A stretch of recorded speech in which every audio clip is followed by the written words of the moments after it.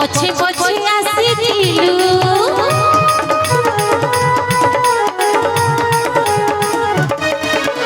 भगत खोजुछि तो पाद आसर तू भावर गुणी गेलु भावथिला बोली गोविंद भंजर पछे पछे आसिलु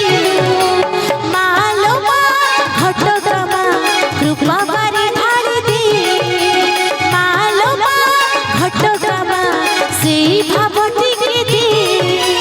एठी थाई की माटी गोड़ा दे एठी थाई की माटी गोड़ा दे हाथ बढ़े की मालो मा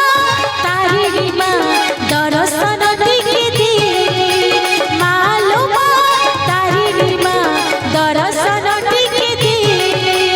एठी थाई की नड़िया दे एठी थाई की नड़िया दे हाथ बढ़े की मालो मा तारिणी मा दर्शन दिखे दे मालो मा तारिणी मा कृपा बारी ढाली दे मालो मा तारिणी मा से भावटी के दे